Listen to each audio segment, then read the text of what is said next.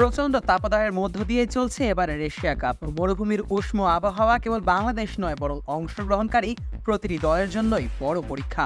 তাপমাত্রার এই চ্যালেঞ্জ নিয়ে আবুধাবির শেখ জায়েদ স্টেডিয়ামে বৃহস্পতিবার হংকংয়ের বিপক্ষে চলতি আসরে জিতের যাত্রা শুরু করতে যাচ্ছে লিটন দাসের নেতৃত্বাধীন বাংলাদেশ দল। আর ম্যাচের আগের দিন সংবাদ সম্মেলনে বাংলাদেশ অধিনায়ক জানালেন তাদের প্রস্তুতির কথা, সাথে আত্মবিশ্বাসের বার্তা আর মানিয়ে নেওয়ার দৃঢ় সংকল্পের কথাও জানালেন লিটন।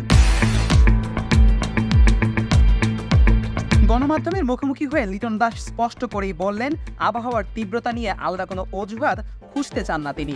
তার ভাষায়, এই আবহাওয়া কেবল আমাদের জন্য নয়, প্রতিটি দলের জন্যই সমান। তাই আমাদের ভাবতে হবে কিভাবে মাঠে সর্বোচ্চটা দেওয়া যায়। এজন্য আমরা অনুশীলনের সময়সীমা কিছুটা কমিয়ে ম্যাচে শক্তি ধরে রাখার চেষ্টা করছি। তবে এই মরুর কন্ডিশন যে একেবারেই নতুন নয়, সেটিও স্মরণ করিয়ে দিলেন বাংলাদেশের অধিনায়ক। দলে থাকা বেশিরভাগ ক্রিকেটারের অতীতে সংযুক্ত আরব আমিরাতে খেলার অভিজ্ঞতা রয়েছে। লিটনের বিশ্বাস, পূর্ব অভিজ্ঞতাই এবার মানিয়ে নিতে সহায়তা করবে। তিনি বলেন, আমাদের অধিকাংশ খেলোয়াড়ই আগে এই পরিবেশে খেলেছে, তাই এটা সম্পূর্ণ অচেনা কিছু নয়। আমাদের মানিয়ে নিতে খুব একটা অসুবিধা হবে না। শহরের ভেতরে বা বাইরে ভ্রমণ করুন দেশ জুড়ে গাড়ি বুকে। আজই ডাউনলোড করুন গাড়িবুক অ্যাপ। ব্যাটিং অর্ডার নিয়েও আশাবাদী লিটন দাস। সাম্প্রতিক সিরিজগুলোতে টপ অর্ডারের ব্যাটাররা ধারাবাহিকভাবে ভালো খেলেছেন, তবে মিডল অর্ডারকে এখনও বড় কোনো দায়িত্ব নিতে হয়নি। শঙ্কা তাওহিদ হৃদয়ের পড়তি পারফরমেন্স নিয়েও। এ প্রসঙ্গে লিটনের মন্তব্য, যেদিন মিডল অর্ডারের উপর দায়িত্ব আসবে আমি বিশ্বাস করি তারা সেটা সামলাতে পারবে। অতীতেও তারা করেছে, এবারের চ্যালেঞ্জও উতরে যাবে।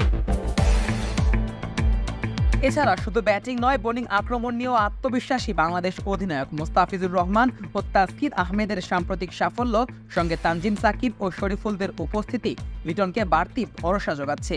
তার আশা, ভিন্ন ভিন্ন কন্ডিশনেও বোলাররা নিজেদের সেরাটা দিতে পারবেন। পেসারদের সম্পর্কে তিনি বলেন, যে উইকেটেই খেলি না কেন, আমাদের প্রস্তুতি বোলারদের চ্যালেঞ্জ নেওয়ার মতো করে গড়ে তুলেছে। তাছাড়া বিদেশের মাঠে খেললেও সমর্থকদের সমর্থন সবসময় বাংলাদেশ দলের জন্য বাড়তি এক শক্তি।